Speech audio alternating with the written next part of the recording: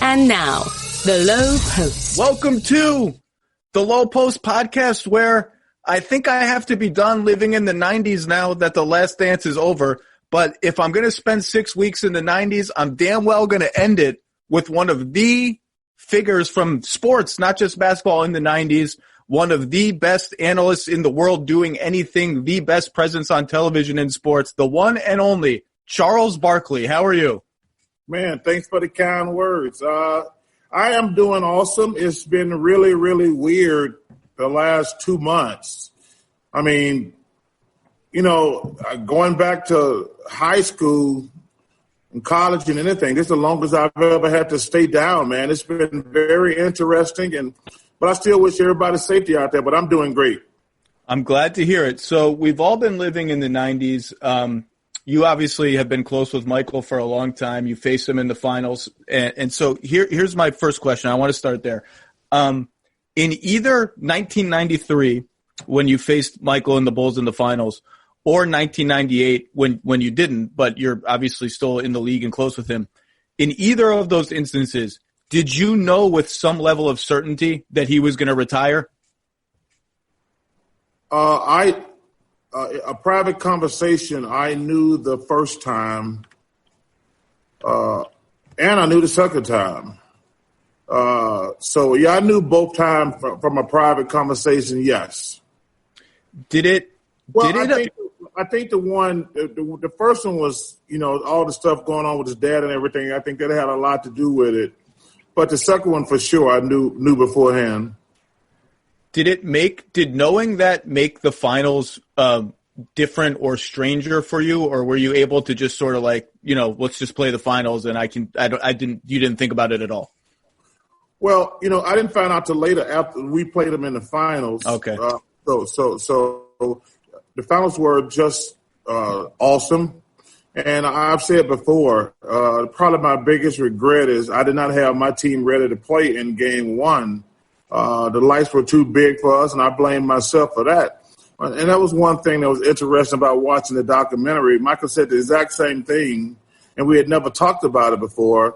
He said the exact same thing after game one against the Lakers, and which that was the only game they lost that series. And that's the game one was the only game we played bad. But it was really weird that we both had the same, like, man, the lights are different. And that's I was not more aggressive in game one. That's probably my biggest regret about probably my entire career. Well, I was looking back and reading some clips from that series, and you, after game one, KJ has a rough first couple of games of the finals, Kevin Johnson, and after game one, you go out of your way to sort of tell the media, can you just back off this dude? Like, it's the finals. It's like one bad game. We're going to move on. So do you remember even sensing right then that you lose game one at home, KJ has a subpar game, the media is going to be – I mean, it's the finals. There's a million media there. You felt the need to sort of preemptively say, let's back off for a second. It's one game. Well, Zach, it's my team. I'm going to take the good with the bad. So I was always going to protect my teammates no matter what, even going back to Philly, when we had good teams and crap teams. You know, that's just the way this thing works. You know, the star gets a lot of credit. He gets pretty much all the blame. But and I was playing 8 years in Philly. Wasn't nothing going to shock me as far as people said anything bad about me or whatever. So, yeah, I went out to the media early in that series like, yo, man, we in the finals. We had a rough game one. Like I said, that's the only bad game we played. If you go back and look at the series. Can you, so I had Danny Ainge on my podcast last week, and so I rewatched portions of that series. I had forgotten, obviously I remember the Paxson shot. I remember game 6 being close. I had forgotten in the last 2 minutes, you guys are up 4, how many chances you had to put that game away or to go up 6, including with about a minute 45, you back Horace down and flick up a nice little 7-foot jump hook that for you, MVP Charles, is probably like a 65% shot. And I think it's just long. Can you close your eyes and see those last 2 minutes? Does it still haunt you, or is it just like, that's basketball, it happens, we lost? No, I think the only thing that disappointed me, listen, missing shots are part of the game. You know, the only thing that bothers me about that series is, we didn't stop them. They scored times in a row. We had to lead. And they got 3 baskets in a row. Actually, if I remember correctly, we gave up 2 layups to Michael before Pax hit the 3. So not getting a defensive stop, it was the difference in the game. The Pax 3, you're guarding Scotty on that play, and you lunge for a steal at the top of the key, and you don't get it. At the top of the arc, and you don't get it. And that sort of starts the chain of events that leads to Scotty drive, Horace pass out to Pax. Did you? I have to go back and watch it. Do you remember how close you were? Did you? Obviously, you didn't plan for that to happen, but you saw something in that moment, like I might be able to get this. And you got to go for it, right? You can't play scared. No, when you look at, I had studied the Bulls all season. Because when I first got to Phoenix, I had told them we're going to the finals. We're going to play the Bulls. I remember telling Jerry Colangelo and Cotton Fitzsimmons that I said, "Listen, ain't nobody in the Western Conference close to me. I got Dan Martin, Kevin Johnson. We're going to the finals, and we're going to play the Bulls." So I would study Bulls games throughout the season and make mental notes. So I'd seen that play probably 3 times. So the play was going to be, they threw it to Michael. So I'm saying to myself, hey, but 2 guys on the court got balls to shoot this shot. I says, Michael going to shoot it. And Pax going to shoot it. There's nobody else out there going. They got the stones to shoot it. So the play was going to be, they were going to throw it to Scotty and have Michael coming at us full speed. So I'm like, I'm not going to let that happen. So he's got his back to me, and he's getting ready to throw it to Michael because Michael coming at us full speed is a nightmare. Yes. So I jumped it so he couldn't throw to Michael. I still wasn't concerned because Scotty could have went and shot that, but I wasn't worried about that. Even he passed to Horace, he wasn't going to shoot it either. And the only mistake we made was leave, like I say, because you got to understand, we had a 2-point lead at the time. Yep. So I wasn't worried about it. If Scotty scores, we got the lead, we got a tie ball game and the ball. As Horace scores, we got a tie and we got the ball. But, like I say, Ainge left Pax. It was, that's the way you play defense. But I had a different agenda in my head. I'm like, hey, ain't but one guy going to shoot this ball. And like I say, I wasn't worried about Scott or Horace, who both pretty could have had close to layups, but they wasn't going to shoot it, and we left Pax. Well, Danny told me the irony of it, Danny told me he was the one as you guys were in the huddle and leaving the huddle saying, no threes, no threes, no threes, no threes. I must have said it 10 times. And then we start the play and I leave Paxson and they get a 3. Yeah, and like I said, I don't blame Danny because he made like a basketball play. But like I say, I had already scouted that play out throughout the season. I said, I'm not going to have Michael coming at us full speed. That's not because I was already screwed because if I remember correctly, he had just did it 2 times in a row and got layups. And that third time, I said, man, I'm not going to let this happen again. So I jumped the play. I was not worried about anybody. I said, if they shoot a 2, we got 5 seconds to go on the ball. We're still in great shape. But, unfortunately, hey, we left Pax, and it is what it is. Let's talk about the trade to Phoenix. So Philly, you have your career with Philly. I mean, you have written a book about your career with Philly. You come in with a group of legends. The legends all gradually leave one by one, including the Moses Malone trade is like an all-time underrated disaster trade. I mean, it's like you can't make a worse trade than that. Well, what really screwed up my entire career, to be honest with you. So I remember – I'm starting to become a star my 3rd year. I think I was an all-star that year, and I think that might be one of the years I was leading the league in rebounds. So I'm feeling great about myself for the next 10 years. And Doc is retiring. Moses is getting old. They had already traded Maurice, and we got the number 1 pick in the draft. And I'm thinking I'm going to have Brad Daugherty for the next 10 years or more. We're going to be contenders. I'm feeling really, really good. As a matter of fact, the night before the draft, me and some of the guys went out and celebrated. I mean, like I say, Brad, it would have been awesome to play with Brad. Yeah. And we had a great night. I remember getting a phone call about 6 a.m. This is day of the draft, I might add. It was from a guy named Phil Jasner in Philadelphia. And Phil calls me. He said, Charles, can you talk? I said, Phil, it's like 6 a.m. He says, the Sixers made a trade. You need to talk about it. I need your opinion. I said, what they do? He says, traded the number 1 pick in the draft. I said, hey, Phil, this is no time to be joking. Nobody's that stupid to trade the And he says, yep. I said, Phil, let me take a shower and I'll call you right back. And I called him back. And I said, what's going on, man? He says, well, it gets worse. I said, oh, how can it be worse than trading the number 1 pick in the draft? He said, well, you traded the number 1 pick to Houston, to Cleveland for Roy Henson. I said, what? That's all we got for the number 1 pick was Roy Henson? And then he says, oh, and they traded Moses to Washington. I said, wait, Moses was going to be a great mentor because Moses was like a dad to me. He was my mentor. I said, he's going to be a great mentor for Brad Daugherty. So that was the beginning of the end. Like, I could have actually had a really good team. Like, we struggled the next 2 years before I got Jaminski and Mahorn, and we won a couple series here or there. But but losing Brad Daugherty and even Moses, even if we keep Moses, because Moses ended up playing like another 4 or 5 years. He made 2 All-Star teams after that trade. So that wrecked my entire Philadelphia career. Like, no Brad Daugherty, no Moses. And Rulin, we traded him for Rulin and Cliff Robinson. And Rulin never played with me because of his knee. And that was one of the worst disasters that was the biggest disaster of my career, plain and simple. And it's not the Cliff Robinson that some fans will know. It's the other older Cliff Robinson that fans probably don't know that are listening to this podcast.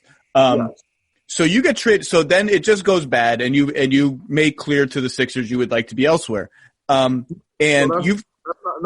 that's not what happened. That's one of the big lies that I demanded to be traded. I didn't say demanded. No. So we trade for Mahorn and Jaminski, and we have a couple decent years. We have Derek Smith. We have, like I say, we win a series. We lose to the Bulls. And then they let Jaminski go. They let Mahorn go. And I'm there by myself again. Johnny Dawkins that blew out his knee. And for 3 straight years, I'm on the cover of every sports magazine talking about getting traded. And I'm like, it's frustrating. I remember one Sport News had a picture of me on the cover one time of me in 6 different uniforms. Yeah. But that was just stressful. So then I'll tell you this funny story. My agent calls me one morning and he said, hey, you're going to get traded to the Lakers today. And me and my friends, we go out and celebrate and get drunk about noon. So he calls me that morning. He calls me later. He said, hey, you're going to get traded to the Lakers. They're going to finalize the deal and I'll get back to you. So we go out and celebrate and I'm on cloud 9. He calls me back 3 hours later. It's like 3:30 now. He said, the Sixers backed out the deal. And I'm drunk as and we got a game that night. And I've heard a version of this story before. I'm like, what? What are you talking about? He like, the Sixers were scared to pull the trigger. And I said, you kidding me? I said, dude, we got a game tonight. And I've been drinking since noon. and one thing that's funny, I don't even know how I played that night. I think I might have played bad because I was so angry. I was so angry that the Sixers didn't pull the trigger. And then it was just suffering the next 2 or 3 years. So the thing that was funny, so in Phoenix, I'm starting to play golf now. So in Phoenix, I ordered a set of ping golf clubs. Okay. So this is the middle of the summer. I'm on trial in Milwaukee for punching old boy who deserved to be punched, I might add. We're going to talk about this too. So I get acquitted. Mm-hmm. Rightfully so. We're flying back to Philly. I'm buying drinks for everybody on the plane because we all in coach. There wasn't no first class. I'm buying everybody on the plane drinks. And we get back to my house. This is a Friday night. My golf clubs are sitting on my front porch. I got my attorney with me. I said, hey, man, write me this letter telling the sickers I ain't never coming back here again. I'm sick of all the rumors, blah, blah, blah. He said, hey, you're in a good mood. We had a great week in court. Let me wait to send the letter. I said, okay. And then, like, Monday, I get a call from the Sixers. I've been traded to the Suns. Crazy. So let me follow up on that. So the Milwaukee thing, for people who don't know, you're out at a bar and some guy or multiple guys are being to you and the person you're with, and they're provoking. It's even worse than that, I think, right? No. So I'm in the bar with two of my friends who are still great friends today, Larry Krystkowiak and Frank Rykowski. Oh my God, what a crew! That's a early '90s, late '80s NBA crew right there. Those two guys are two of the best guys I ever met. So we're out, and we had a place called Rosie's. I think that's Rosie's. So it's closing time. And Frank, and that day we flew commercial. So we were leaving in like 2 to 3 hours. And I'm not going to go back to bed for an hour. So Frank says, hey, come back to my condo and have a drink. I said, yeah, that'd be good. I can go straight to the bus. So he said, hey, ride with my wife because she parked a good bit away. So we start walking. It seemed like, first of all, it's snowing. And it seems like nobody's on the street but us two. So we get about a block from Rosie's, and all of a sudden I could hear running. And then it started getting closer to me, and I could hear him saying, Charles Barkley. So I said, hey, girl, we need to speed up. I could hear people running toward me, but it's really cold. I didn't want to stop and turn around, so we start walking faster. And we get because she had to park a long way away, there's not a lot of parking there, block. So we get about 2 blocks away, and these 3 guys are up on me. And I'm like, yo, man, what's y'all problem? They're like, we don't like you. We don't like you, and we're going to kick your ass. I said, why y'all going to kick my ass? I don't even know you dudes from Benny. They're like, no, we don't like you. And old girl's screaming. I'm screaming at her, hey, shut up. I'm trying to think over here. So I got 3, actually, they were 3 big weightlifters, and they're right in my grill. 2 up my back, 1's right in my grill. I said, yo, man, I don't want no trouble. And the dude said, I'm going to kick your ass. So I'm starting to think, okay, what are you going to do? Because right now you're probably going to get your ass kicked. So then I started thinking okay, make them think you're crazy. So I started taking off all my clothes. I take off my jacket. I had a big coat on. I take off my shirt. I take off my shoes and socks. And I started doing, I think it was right around the time we were doing Karate Kid. I was like, wax on, wax off. And I'm doing this. All of a sudden, these 2 dudes back up. But there's one dude that's still in my grill. And I'm thinking it's working on 2 of them, but it's not working on another one.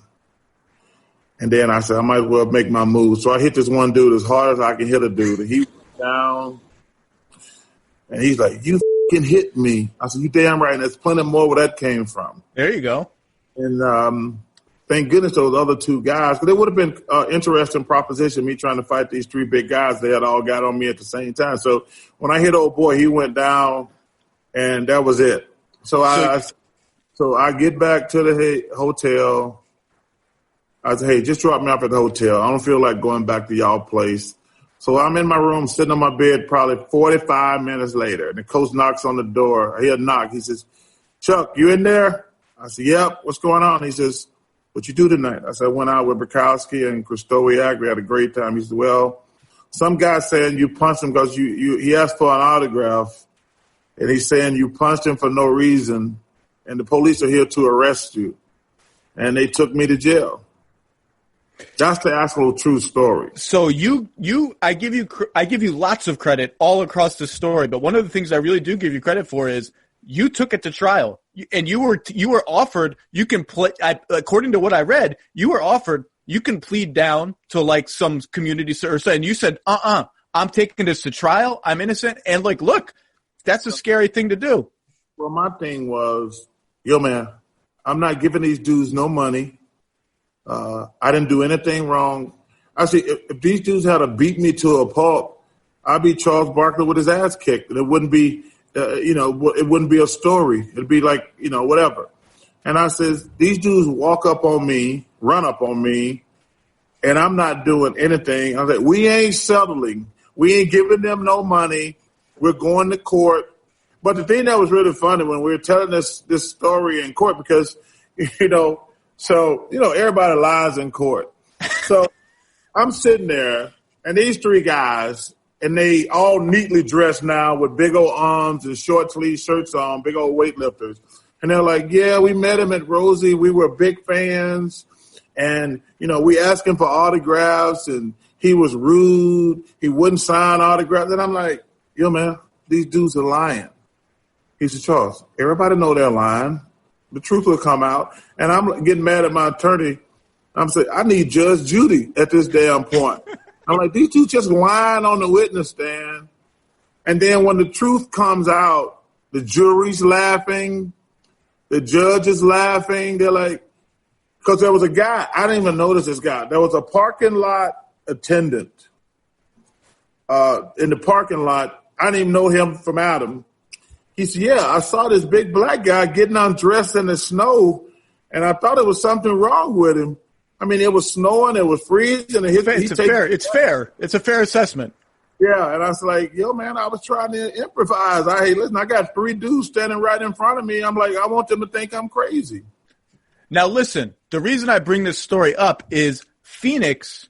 I think the Suns were very closely monitoring that trial. And I believe if the news accounts from that time are right, the same day you're acquitted, the Suns trade for you. And I think those two events are related because I think if you're not acquitted, I don't know if Phoenix is like, you know what, there's just too much going on here.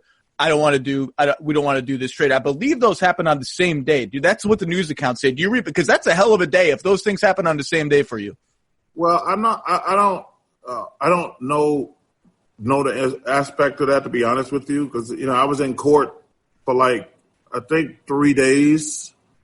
So I was going court, dinner, back to court. What's interesting, and I've told this story. No, I haven't actually told. I think maybe once at a time. So the summer before, I fly to Portland, Oregon. So the Blazers have a terrific team, but when they got 4 or 5 All-Stars, and they got probably the deepest bench in the league. So in the middle of the summer, I fly to Portland and meet with the general manager. I can't remember his name right now. We talked about it on the show a couple of years ago, and the Trailblazers sent me a check. I said they owe me $1,275. That's the number. It was right around there. They owe me from flying to Philadelphia to Portland. I said, yeah, because Portland was my first choice because Portland had enough talent to give up for me, and we still be a contender. They had lost to the Bulls in the finals. But they were loaded, man, top to bottom. But the one thing they didn't have is a half-court game. They were great as long as the game was going up and down. I said, I'd be the final piece to the puzzle. So I flew out there, spent about 3 hours with the general manager. I said, look, these are the players on your team here. You give up 3 or 4 of these guys, we still going to have the nucleus to be contenders. He thought about it, called me the next day. Because I flew out there, met with him, and flew back, something like that. And he called me the next day, and he said, Charles, we're going to stick with our guys. And I said, man, y'all not going to win because the game's going to slow down in the fourth quarter. And you're going to need a low-post guy. And I said, I'm going to be better for anybody you got. I'm going to be the best rebounder you got, so you guys going to be able to run even more. But that's the only time I personally got involved in my own negotiations. So the Phoenix thing is interesting to me and the Milwaukee incident because in light of having just watched The Last Dance, you and Michael ascend at the same time to almost the same heights in the NBA, and you make very different choices about what that is going to mean for you personally. Michael chooses I'm going to hunker down with the people that I trust, and I can't I'm too famous to ever live a normal life anymore. So I'm going to isolate in my hotel room, hang out with my guys, hang out with my security guys. You make a conscious choice. As famous as I get, I am still – you can't live a normal life, but if I want to go out to drink at a bar, I'm going to go out to drink at a bar. You're on the dream team. You decide, you know what? I'm in Spain. I stand out in Spain. I'm going to walk up and down La Rambla and go to bars and meet people. And like, there's a price that you paid for that. And the price that you paid for it is incidents like what happened in Milwaukee, because you don't know what drunken strangers are going to do to you. You don't know but you made that choice. And I bet you're really thrilled that you did, right? Because those experiences are what they are. Well, I didn't look at it like that, Zach, because let's be realistic. I think I played for 16 years.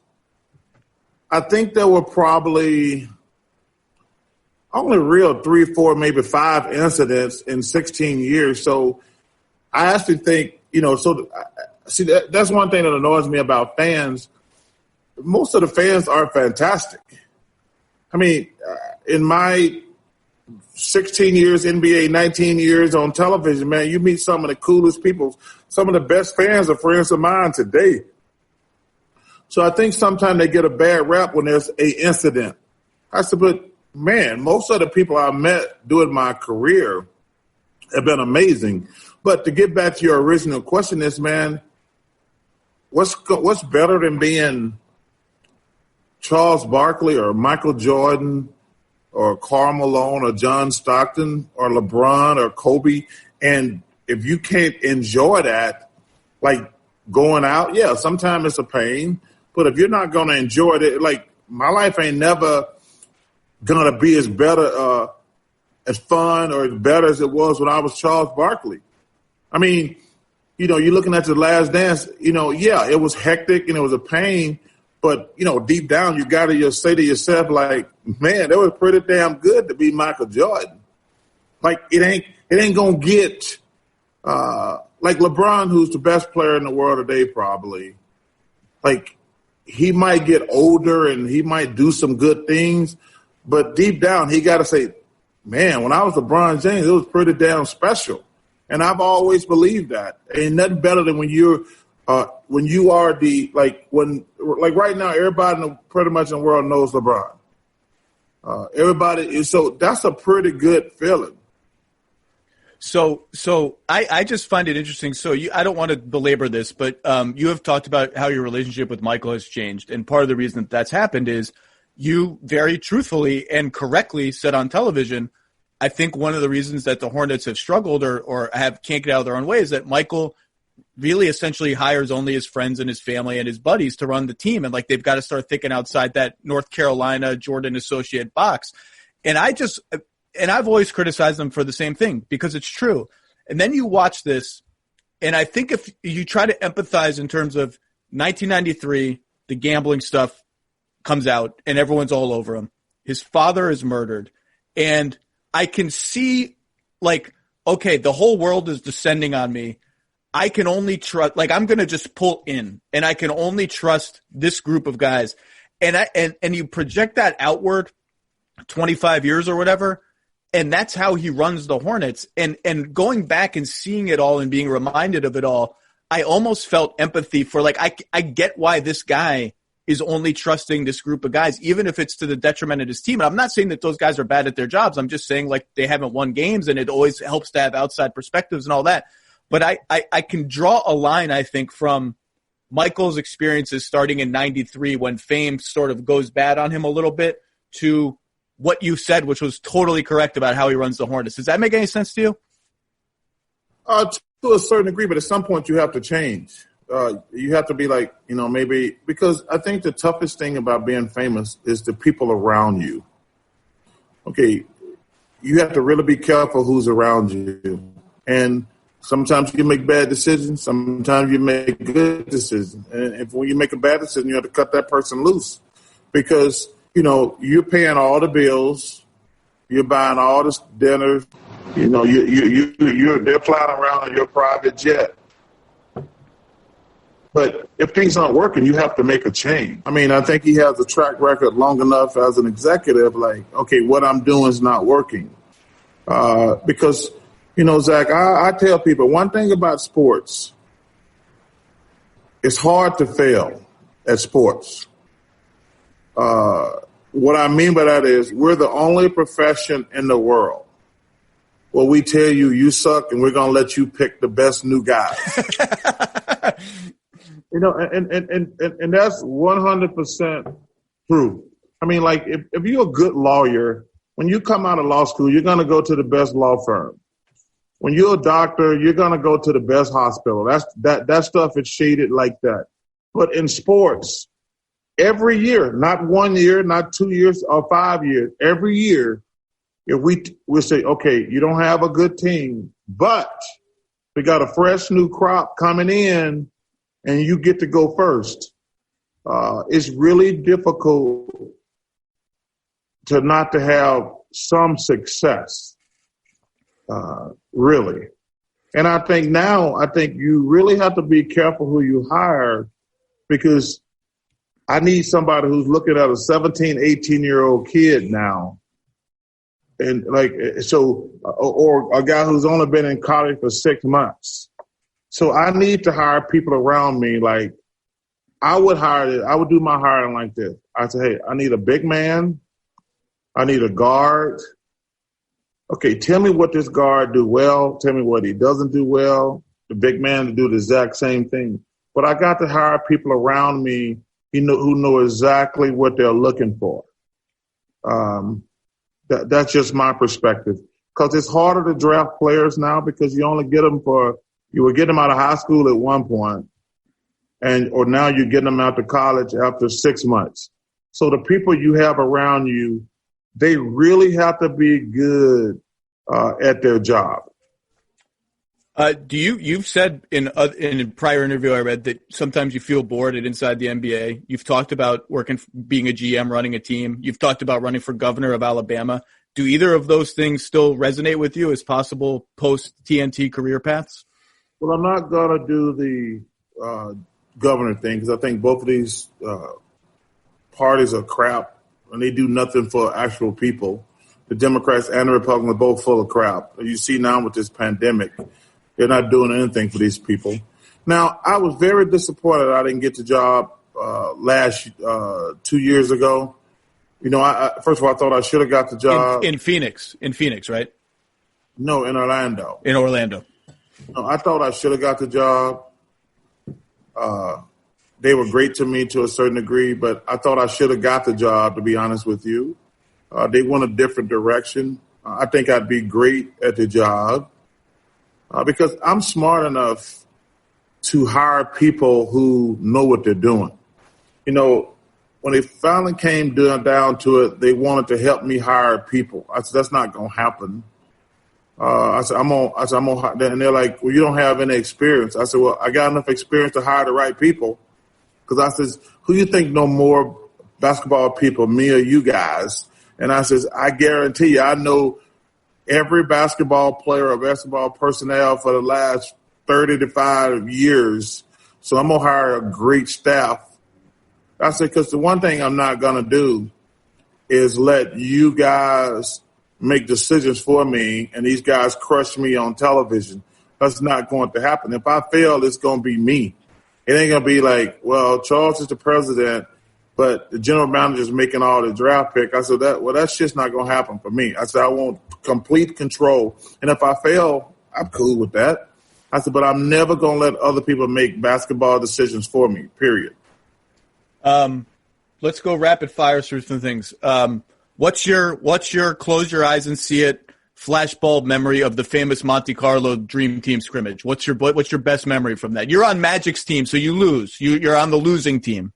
Yeah, but listen, I think that stuff is so embellished for this Last Dance thing. We split pretty much all the time. Mm-hmm. Like that, to take one, we practice every day. So to take one tape that Michael had a great game and said Michael always won, that's not true. The battles were me against Karl Malone trying to prove he was the best power forward. You had David against Patrick, who was trying to prove the best center. Clyde and Michael hated each other. They were trying to kill each other. And if you remember correctly, Scotty had shut Magic down during the finals. Yep, 91 finals. So that's what made the practices so incredible. And you can call it pride, ego, or whatever. We were all trying to prove our opponent who was the best at their position. It's by far and away the most intense thing I've ever been through. Not one day, every day. But it was awesome because the guys had such ultimate respect for each other. Once practice was over, we went back and played. Me, Michael, Scotty, and Magic played cards every night. Bird and Ewing became great friends. We even made up T-shirts for them, but they became such close friends. But the odd couple, yeah. Well, it was awesome. The late night card games. So you're telling me this has been written about Michael Jordan, Scottie Pippen, Charles Barkley, Magic Johnson, late night card games. What are you playing? How much money is at stake? And who else is in the room? Because I can tell you every NBA fan my age would pay as much as reasonably possible to be a fly on the wall for one night of that. So just please let me be a fly on the wall for one night of that. Well, we're playing Tonk. And there's probably $50,000 to $100,000 on the table. Same thing it was on every plane flight. Yeah. Flight. I mean, it was, but there was nobody else in the room. It was just us four. That's it. That was it. Because like everybody else had to do their own thing, but we did it every night, and we play until had to go get a power nap in and go practice. But we did it like every night. But it was at least $50,000 to $100,000 on the table every night. There's three historically great trash talkers at that table, and Scottie Pippen. Could Scottie hang in the trash talk? Did he just sit back and take it? Is he a better trash talker than I might know? First of all, I don't remember. Number one, I don't really think I'm that much of a trash talker. Well, just talker. Just you're a good talker. Yeah, but Magic does it. Michael is the greatest. Michael, Reggie, Gary Payton, Larry Bird. Those guys, as far as basketball, are the four greatest trash talkers I've ever been around. But no, listen, we were just telling stories. I mean, because, Magic played with Kareem, Worthy, and those guys. Michael, we just talked about players. But, man, it was a really cool thing because, Zach, I got to say something because I played in 96 and it wasn't a lot of fun for me because guys were complaining about playing time. Guys were complaining who was starting. So I really did not enjoy 96. Because I tell people, because I remember telling Lenny Wilkins in 96 at the Olympics, I said, yo, man, this is not nearly as much fun as 92 because we had no issues in 92 whatsoever. I mean, we played cards every night. We played golf a lot. Me, Michael, and David played a lot of golf with Chuck Daly. But we had no issues. But 96 was totally different. Guys were bitching and complaining about playing time. It wasn't a lot of fun for me. The only good thing about it was in the States, in Atlanta. So I had a lot of my family and friends come over from Leeds, Alabama. But it was totally different in 92, 96. Jack McCallum, who's the chief chronicler of the Dream Team, he's written a lot about it. Obviously, wrote a book about it. He's rereading some of the Monte Carlo stuff to interview you.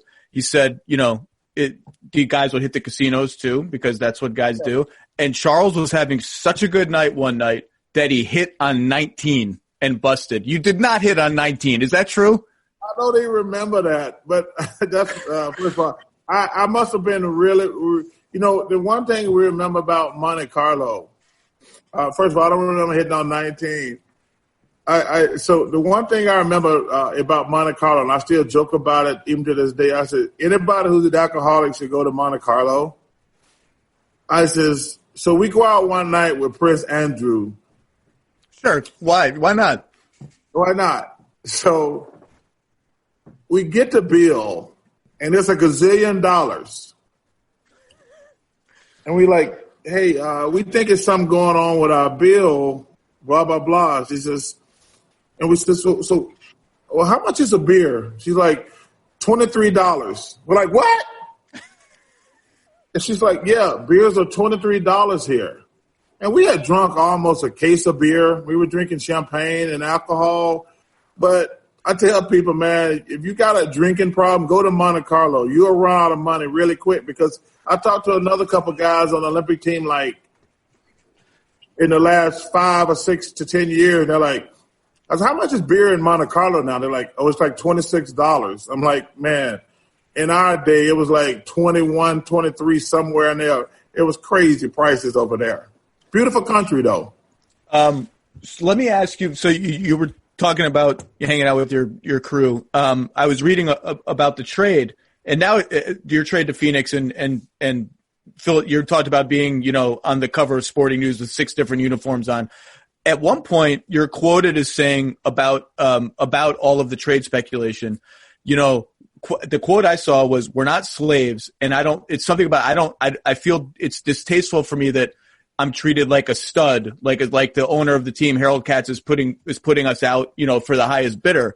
And so I want to flash forward to now, where back then in your day, you're on long-term contracts for a gazillion years. The teams have total control over you for a gazillion years. Now we've flipped all the way the other way, where player empowerment is a thing and guys are on short-term contracts and they go wherever they want.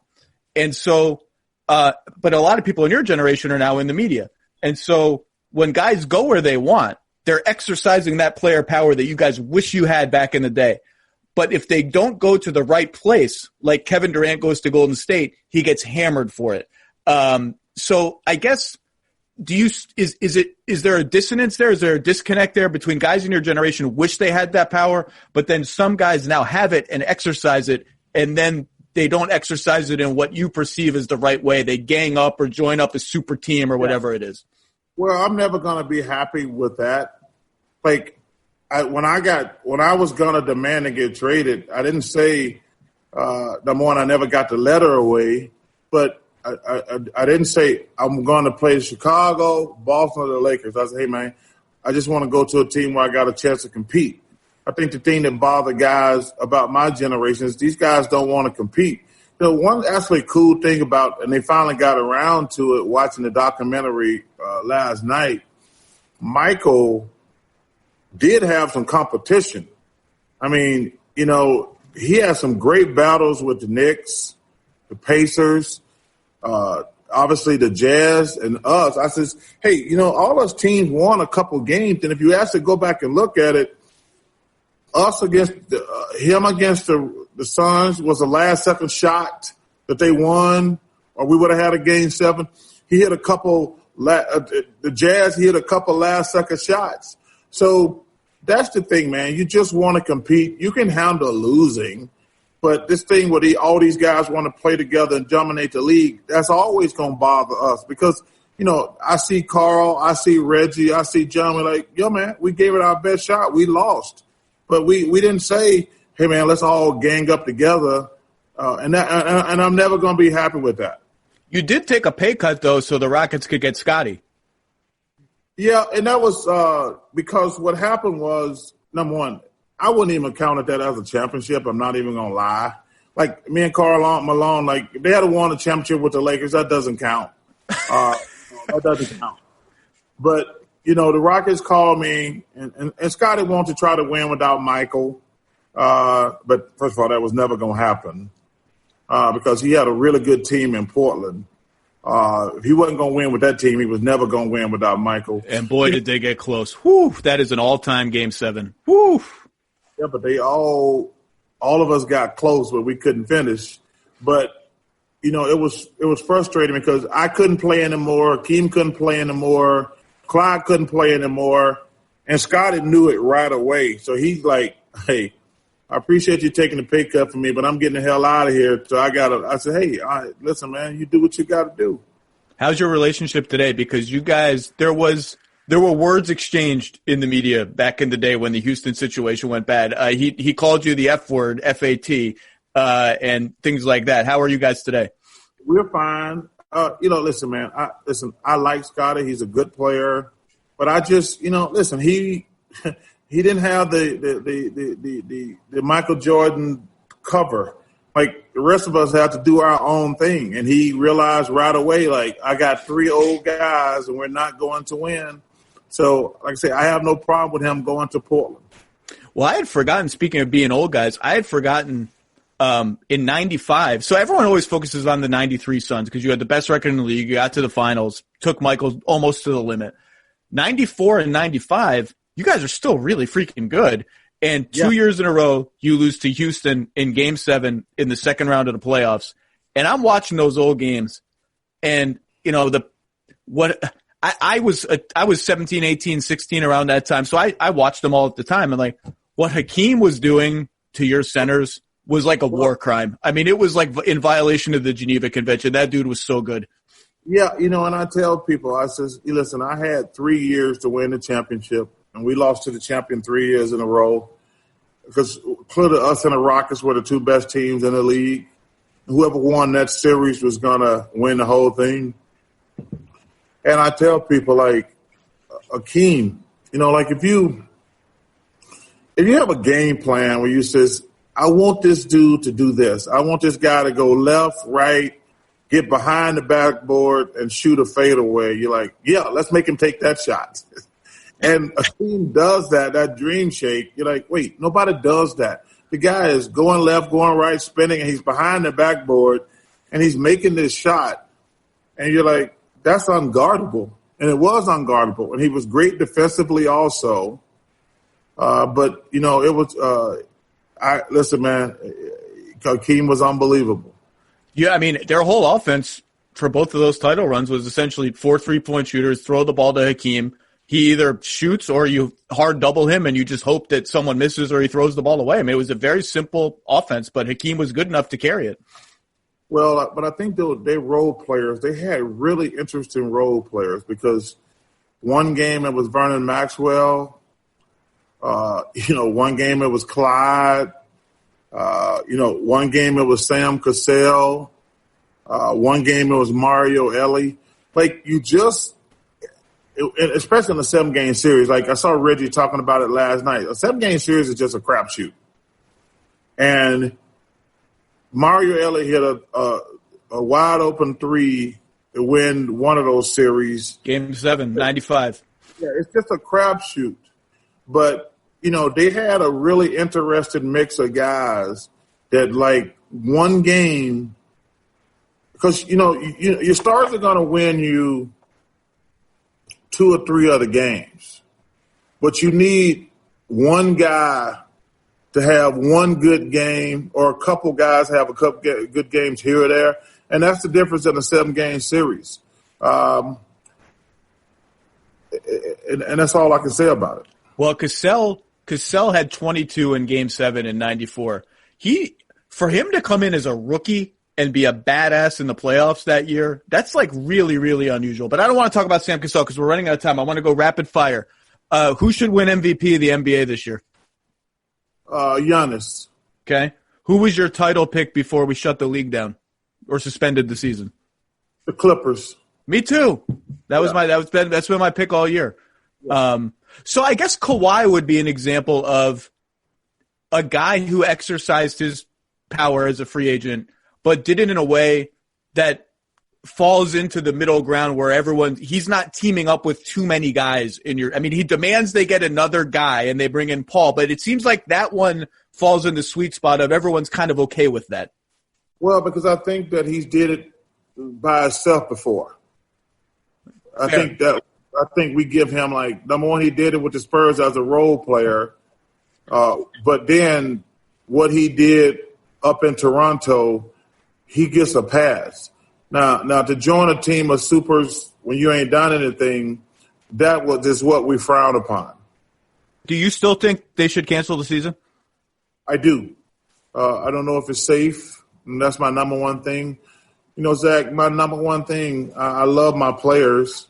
I'm a player first no matter what. And what scares me is if one of these guys gets sick, God forbid they get one of their kids sick and something bad happens, or a wife or a girlfriend or a mom and dad or a grandparent.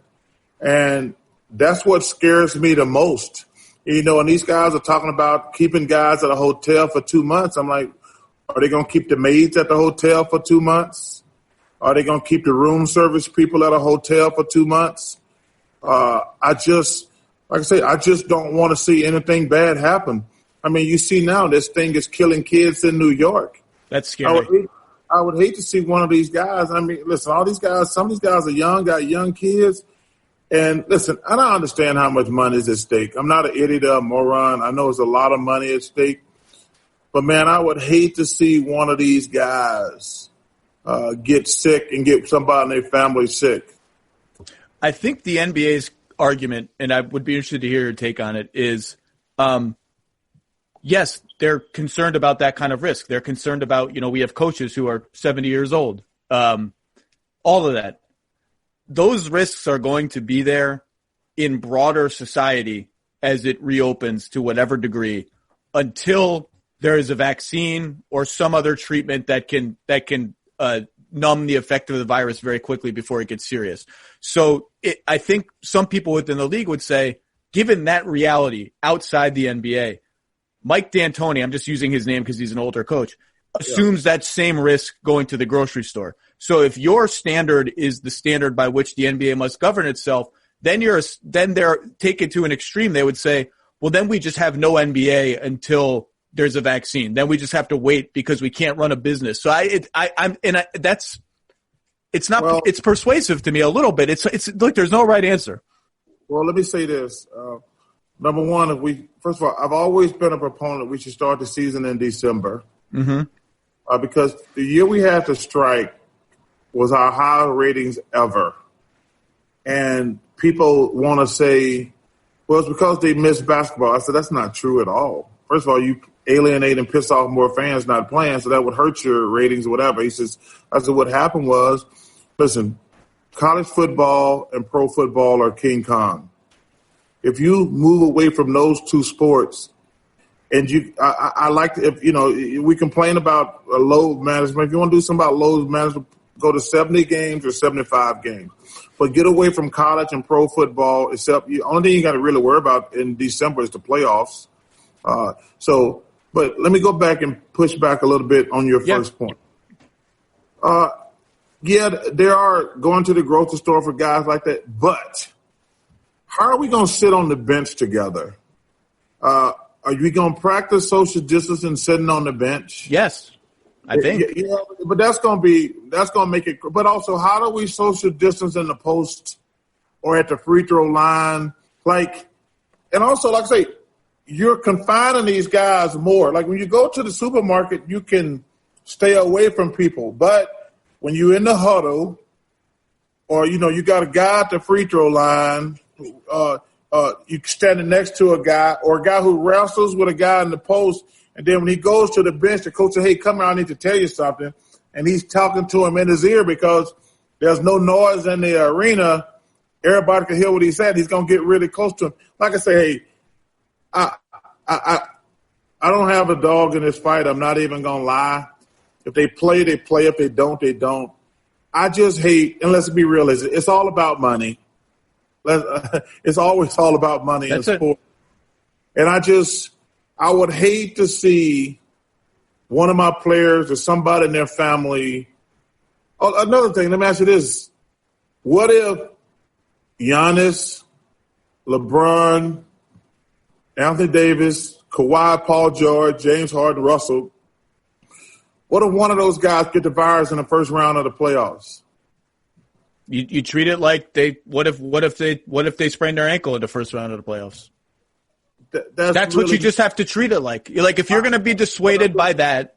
If the Milwaukee Bucks lost in the first round of the playoffs because Giannis had the virus, first of all, do you sequester the whole team or do you keep going?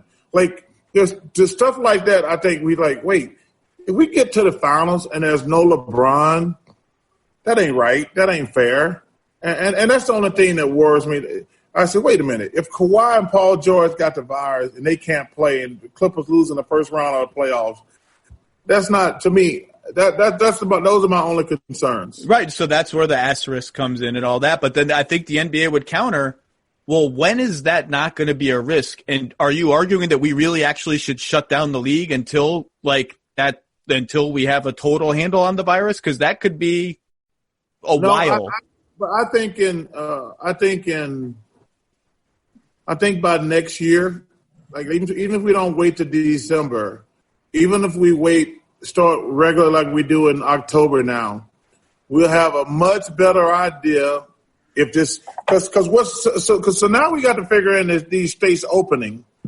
So I think we're gonna know a lot more in the next month than we got because I'm watching the news this morning. Like I think 48 states are opening up today, and I'm gonna be real curious how this gonna happen. Like I'll know a lot more in a month how this thing is gonna work out, and we're just gonna be starting in a month because I heard the players say they want a month to practice.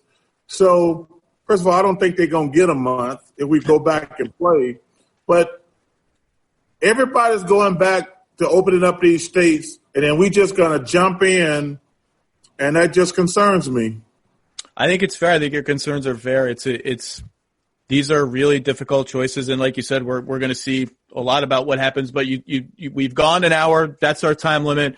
I'm thrilled you came on. We'll have to do it again sometime because we got to talk. There's all sorts of stuff on my list we didn't talk about, including politics and all that. But we'll do it again sometime. Charles Barkley, it's a pleasure. It's a pleasure watching you on TV. It was a pleasure watching you play growing up. Thanks for the time. Hey, man, thank you. Keep up the great work. I will look like I'm on – wait. So let me ask you a question. This is another question. Okay. So are y'all going to be able to go to games? Should I get my wife down here to answer that question with me? Because that's going to be a joint decision, I think. We're talking about players and everything. My question is a very fair question. I don't even know if you know the answer. So are y'all going to have to do virtual? Like, I don't even know. We haven't even got that far yet. I think there's going to be changes to lots of stuff that lasts a long time across all segments of society and the way we do our jobs. And so I do think if this campus environment or bubble or whatever you want to call it happens, my guess, and this is purely a guess, is that they will invite select people from certain media partners to come cover it if they want. Going forward beyond that, and you got to quarantine and do all those things that you're supposed to do, all the players are going to do. So you either want to do that or you don't.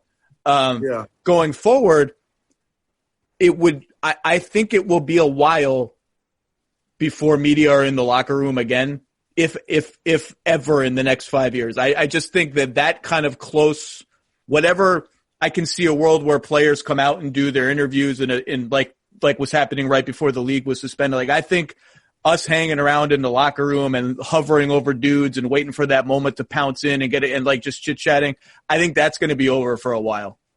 Yeah, like I say, it's interesting though. I just thought about it when you were talking, because I was getting ready. So how this conversation came up, I was getting ready to say, "Hey, I'll see you in the playoffs," and I'm like, maybe not. Yeah, I don't know, but I would like to see you at an NBA game sometime before 2022. And thanks again for coming on. Stay safe, stay healthy, best to your family, and we'll see you on TV soon, man. All right, hey, be safe. You take care of yourself.